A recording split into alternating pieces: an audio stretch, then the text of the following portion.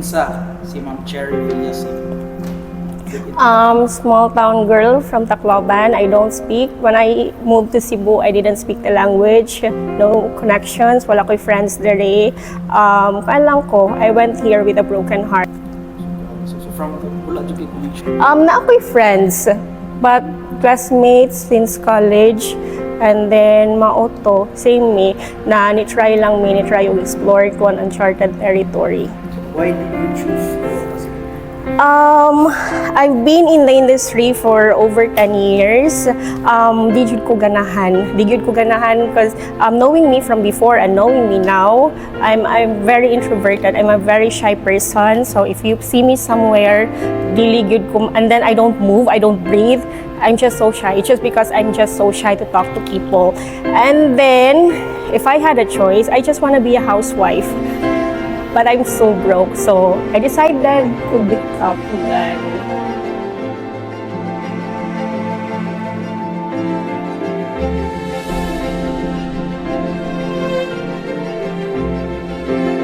Slash experience sa Toyota. With Toyota, the highs are really high, the lows are really low. And with Toyota, I was able to achieve a lot of my goals. Nag-bring up mi sa Batanes, and then every year, mularga mi sa Akuangbana, and every once in a while, I splurge on luxuries for my mother. And then, the most difficult, the baddest, the worst, the darkest situation I ever went through with Toyota, katong nag-car accident me. We were on our way to meet a client, and then our car flipped over. Nag-slow mo tanan, glass windows, breaking, smashing, tapos Akuangbana, he was shouting my name, I can't hear him out. So, slow mo gyud tanan.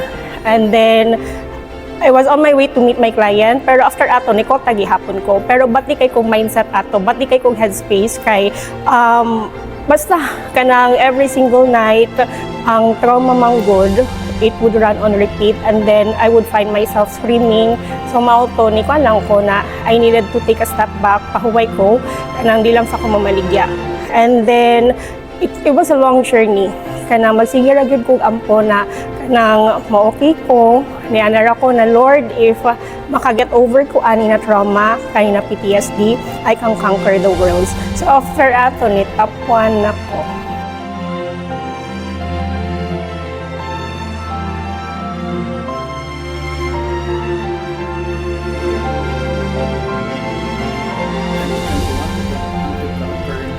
Um, 2022. Yeah, until 2025.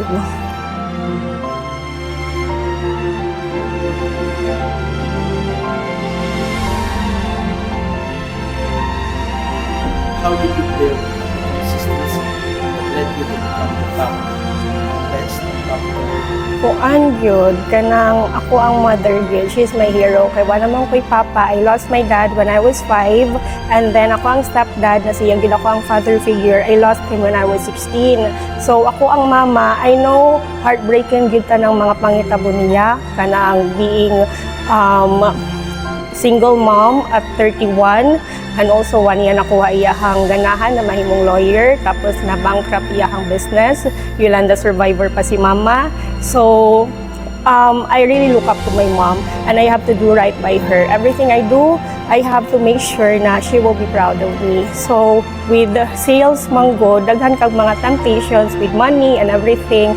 But ako, I stay true to my core. Everything I do, ganahan ko ma-happy sila mama. And ako ang duha ka guardian angels up there.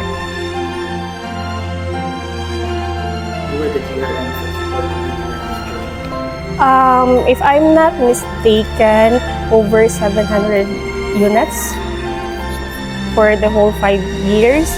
And then before, when I started sa Toyota, ako ang GRM is our VSM, Ma'am Sheena. And then, when she got promoted, ang TL na mo before, mo na GRM na ako. And now, gi-move na sad ko sa other team with Ma'am Sam. So, it's an inspiring. Big things come from small beginnings. Dream big, reach for the stars. If you fall, at least you land on the roof.